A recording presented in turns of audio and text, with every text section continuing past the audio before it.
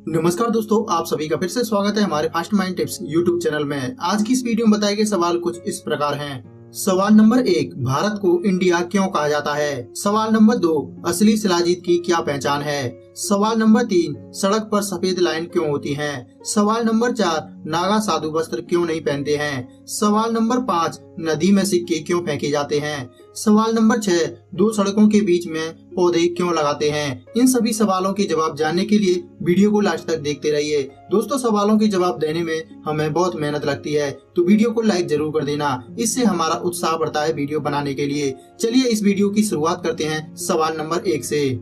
सवाल नंबर 1, भारत को इंडिया क्यों कहा जाता है? दरअसल हमारे देश की सिंधु घाटी सभ्यता पूरे देश में फैली हुई थी और हमारे देश में सिंधु नामक नदी भी है और इस नदी का नाम इंडस वैली है, जिसे विदेशी लोगों ने रखा था। सिंधु सभ्यता के काल भारत का पुराना नाम सिंधु भी रह चुका है, जिसका यूनानी में मतलब होता है इंडस। और जब ये नाम लेटिन भाषा में पहुंचा तो ये नाम इंडिया में बदल गया। जब शुरुआत में भारत को इंडिया नाम दिया गया तो भारत के लोगों ने इसे अस्वीकार कर दिया, क्योंकि ये नाम विदेशियों के द्वारा दिया गया था और शुरुआत में इस नाम को कोई महत्व ही नहीं दिया गया।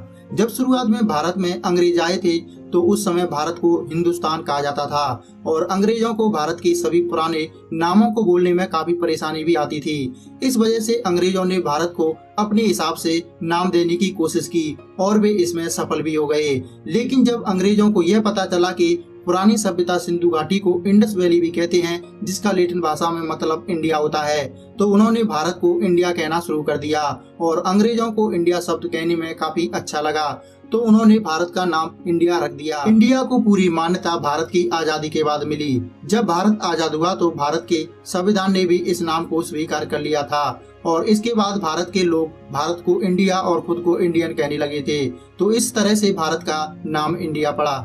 सवाल नंबर 2, असली शिलाजीत की क्या पहचान है? दरअसल शिलाजीत के बारे में सभी ने सुना होगा। यह एक काले रंग का पदार्थ होता है जो काफी महंगा मिलता है। इसमें कई तरह के गुण पाए जाते हैं। यह कई प्रकार की बीमारियों को खत्म कर सकता है। कुछ लोग आपको इसे बाजार में बेचते हुए नजर आ सकते हैं, जो कि काफी कम कीमत में शिलाजीत को बेचते हैं। लेकिन ध्यान रहे कि यह शिलाजीत बाजारों में नकली भी उपलब्ध हैं, जो कि किसी भी काम का नहीं है। इसलिए जब भी आप शिलाजीत खरीदें तो ध्यान रहे कि यह नकली है या असली। तो आइए इस सवाल के जवाब में जानते हैं असली शिलाजीत की क्या पहचान है। शिलाजीत को पहचानने का पहला तरीका यह है कि आप शिलाजीत का एक छोटा सा टुकड़ा लेकर उसे एक लकड़ी के टुकड़े पर रखकर आग में थोड़ा सा जलाएं। आग में जलने से अगर शिलाजीत फूटने लगे तो समझना कि शिलाजीत असली है। अगर शिलाजीत का टुकड़ा पिघल कर नीचे गिरने लगे तो समझ जाना कि शिलाजीत नकली है।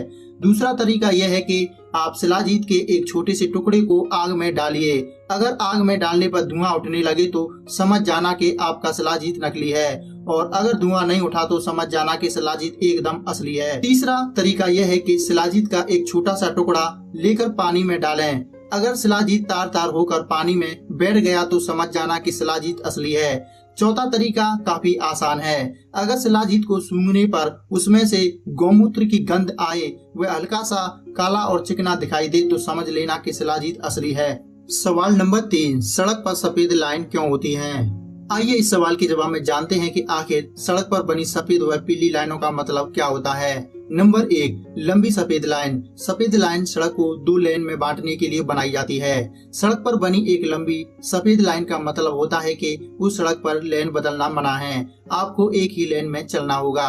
नंबर 2, टूटी सफेद लाइन। बीच बीच से टूटी सफेद लाइन का मतलब होता है कि उस सड़क पर लेन बदल सकते हैं, लेकिन सावधानी के साथ। अगर सड़क पर लेन बदलना सुरक्षित है तो ही लेन बदलें। नंबर 3, लंबी पीली लाइन। सड़क पर पीली लंबी लाइन का बना होने का मतलब है कि इस सड़क पर किसी और वाहन को ओवरटेक किया जा सकता है, लेकिन उसके अलावा इस पीली लाइन को पार करना मना है। हालांकि इस लाइन का मतलब हर राज्य के हिसाब से अलग है। नंबर 4, टूटी पीली लाइन। इन बीच से टूटी पीली लाइनों से गुजरा जा सकता है, लेकिन सावधानी से।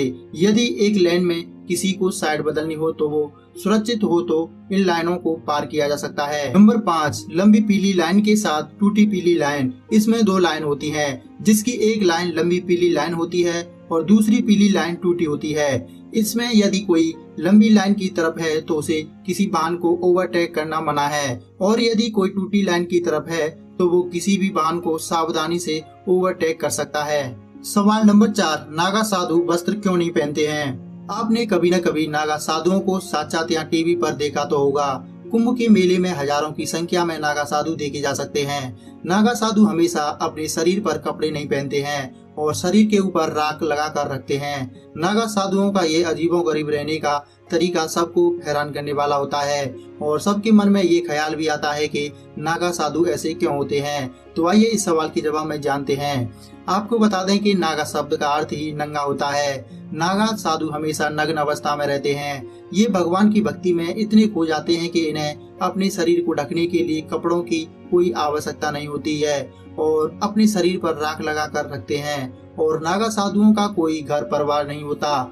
ये तो अपने समुदाय को ही अपना परिवार मानते हैं और उनके साथ ही भगवान की भक्ति में अपना जीवन गुजार देते हैं। इन्हें घर परिवारों से कोई मतलब नहीं होता और नागा साधु अपने समुदाय के साथ कुटिया बनाकर सादा जीवन जीते हैं। इनका कोई अपना निश्चय घर भी नहीं होता। नागा साधु तीर्थ यात्रियों द्वारा दिया जाने वाला भोजन ही खाते हैं। इनका कोई दैनिक भोजन करने का कोई महत्व नहीं होता।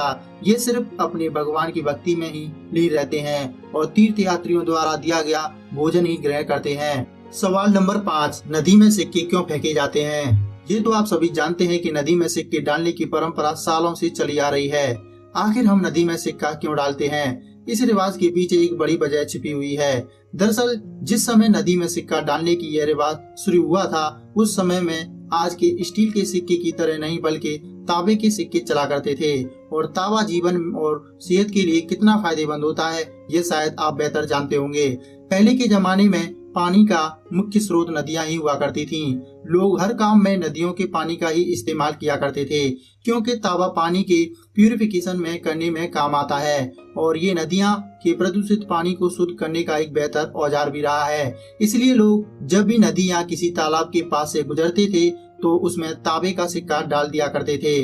आज तांबे के सिक्के चलने में नहीं है, लेकिन फिर भी तब से चली आ रही इस प्रथा को लोग आज भी मान रहे हैं। सवाल नंबर 6, दो सड़कों के बीच में पौधे क्यों लगाते हैं? जब आप कहीं भी जाते हैं तो आपने ये देखा होगा कि सड़क हमेशा से दो भागों में बटी होती है, जिस पर एक तरफ से लोग आते हैं और दूसरी तरफ से जाते हैं। वहीं इन दोनों सड़कों के विभाजनों के बीच में डिवाइडर होता है और ज्यादातर डिवाइडर में पेड़ पौधे और कई तरह के फूलों के पौधे लगाते हैं। लेकिन क्या कभी आपने सोचा है कि डिवाइडर के ऊपर ये तमाम तरह के पेड़ पौधे क्यों लगाए जाते हैं? नहीं पता तो चलिए इस सवाल के जवाब में जानते हैं।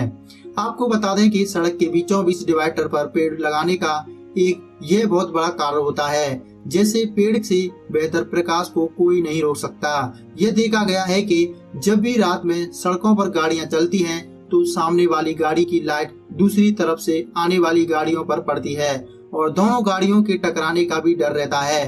तो इस लाइट को बांटने के लिए डिवाइडर पर पेड़ पौधे लगाए जाते हैं। साथ ही सड़क पर प्रदूषण को कम करने के लिए भी डिवाइडर पर पेड़ पौधे लगाना अच्छा माना जाता है और डिवाइडर पर पेड़ पौधे लगाने से पशु डिवाइडर के ऊपर चढ़ नहीं सकते, जिससे पशुओं के साथ भी दुर्घटना से बच जाते हैं। तो इसलिए सड़कों के बीच में पेड़ पौधे लगाए जाते हैं। दोस्तों, हमारे द्वारा बताए गए सभी सवालों के जवाब आपको जरूर पसंद आए होंगे। अगर आपको ये वीडियो पसंद है तो वीडियो को लाइक करना, अपने दोस्तों के साथ इस वीडियो को शेयर करना। अगर आप ऐसे ही और रोचक सवालों के जवाब जानना चाहते हैं तो आप हमारे चैनल को सब्सक्राइब कर सकते हैं और बेल आइकन को दबाना बिल्कुल ना भूलें, जिससे हमारी हर वीडियो सबसे पहले आप तक पहुंच सके। वीडियो देखने के लिए आपका बहुत बहुत धन्यवाद।